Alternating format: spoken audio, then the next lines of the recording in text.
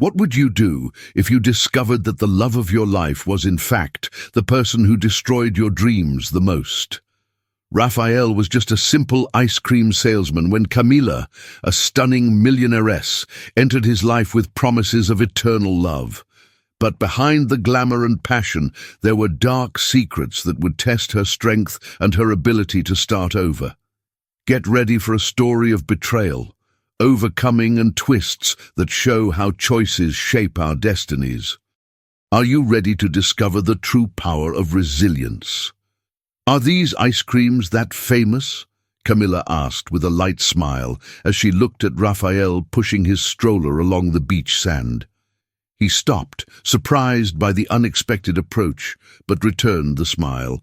More famous than me, at least, he chuckled. But don't worry, I still have some secrets better than their taste.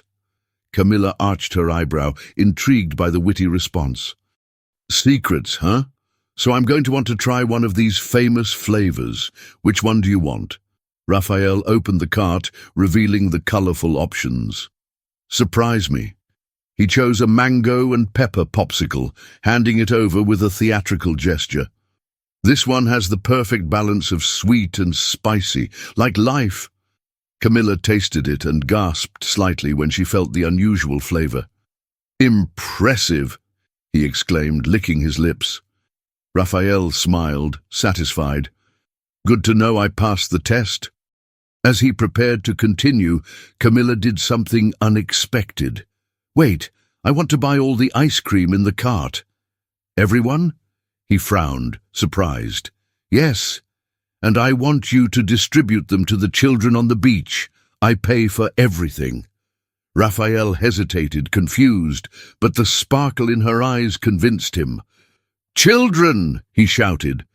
Come and get a free ice cream courtesy of you. Within seconds, a small crowd surrounded the cart, and Raphael handed out the ice creams as children's laughter filled the air. When the cart emptied, he turned to Camilla, his eyes shining. That was incredible.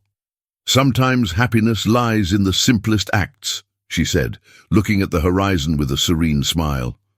They sat on the sand, and the conversation flowed naturally. Raphael told how he learned to make ice cream from his grandmother and shared his dream of one day traveling the world. Camilla, in turn, revealed her love for art and the search for something that really brought meaning to her life. And you? Why do you sell ice cream? She asked, curious.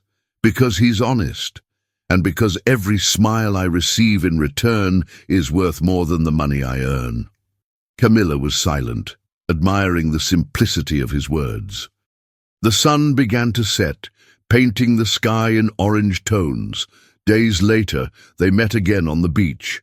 The same ritual was repeated. Camila bought all the ice creams, Raphael distributed them, and the two spent hours talking. One afternoon, after weeks of this ritual, Camilla surprised him. Raphael, do you believe in unlikely fates? He asked with an enigmatic smile. I think so. Why? She took a deep breath before speaking. I want to marry you. He gaped, the words stuck in his throat. Are you serious? Completely. Would you accept? Raphael looked into her eyes, seeing sincerity and something deeper. After a moment he smiled. Yes. Raphael still remembered his wedding day like a dream. He had worn the best suit he had, bought with his savings, and Camilla looked stunning in a dress that seemed to have been sewn by light itself. During the ceremony, he could hardly believe that this woman so different from him had chosen him. But dreams have limits, and reality started to change too quickly. Are you okay, Camilla? Raphael asked one night, noticing her distance while they were having dinner. She looked up from her plate, as if taken by surprise. I am. Why do you ask? You seem distant. Some things change, Raphael. Don't take it personally. She stood up abruptly, taking the plate to the kitchen. Her words echoed in Raphael's mind. Don't take it personally. How could he not take it? He began to notice that in the following days, Camilla was increasingly absent. Phone calls, cancelled dinners, and vague excuses became commonplace. One morning, As he went downstairs to have breakfast, Raphael heard voices coming from the kitchen. He stopped in the middle of the corridor, paying attention. "She always does this," said one of the maids, laughing softly. "Choose the simplest ones, make them feel special, and then goodbye." Another laugh followed. Raphael felt a tightness in his chest. They were talking about Camilla. "She's good at that," continued the first. "This is the third poor husband she has found." He took a step back, their words hammering in his mind. Could it be possible that he was just another project for Camilla? He tried to shake the thought away, but her actions confirmed what he didn't want to believe. That night he tried a direct approach. "Camilla, can we talk?" He sat on the sofa next to her.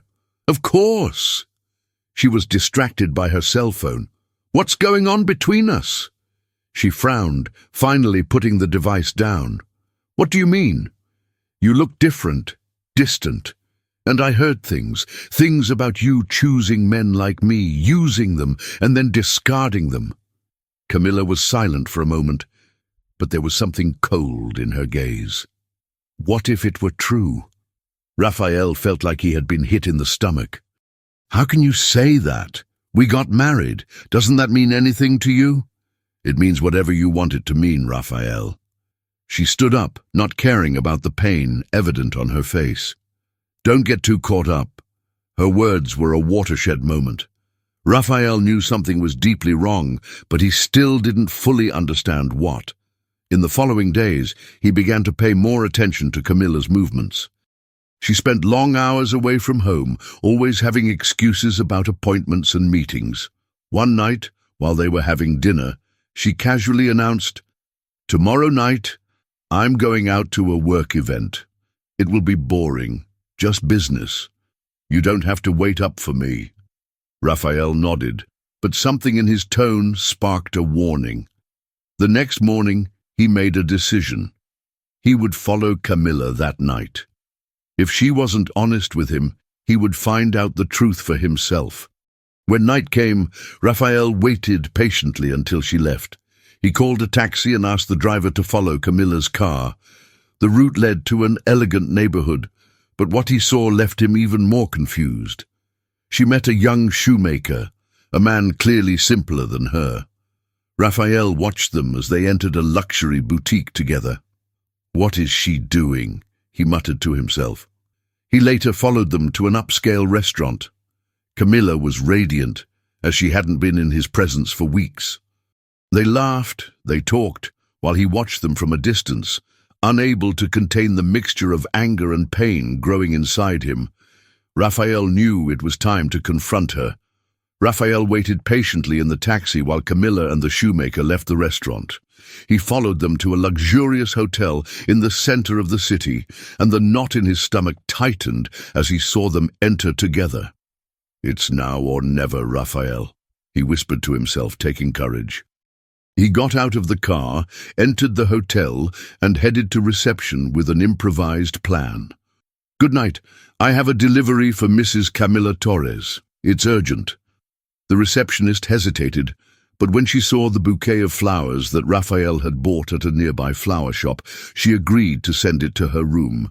He followed the employee, who stopped in front of the door, and knocked. When Camilla opened it, her eyes widened when she saw Raphael there, holding the flowers. "Raphael, what are you doing here?" "I should be the one asking, Camilla." He looked into the room, where the shoemaker was sitting in an armchair, visibly uncomfortable. "What's going on here?" Camilla sighed, crossing her arms.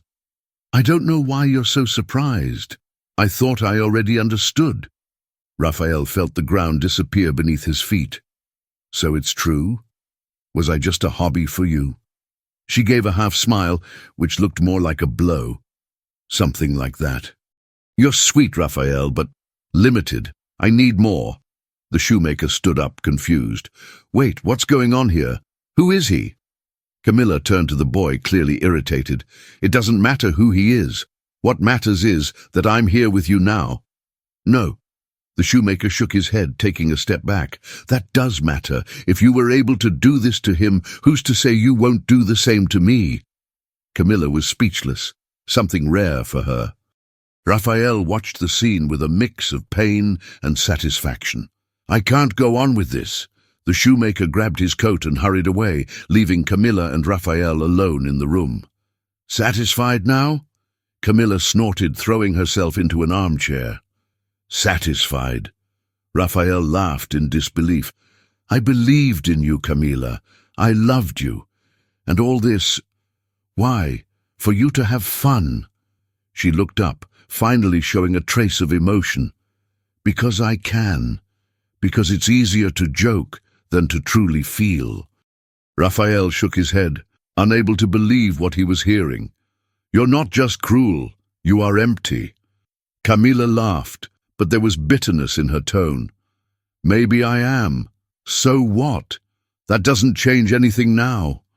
Raphael took a deep breath, trying to control the anger that threatened to overflow. You are wrong. This changes everything. I want a divorce.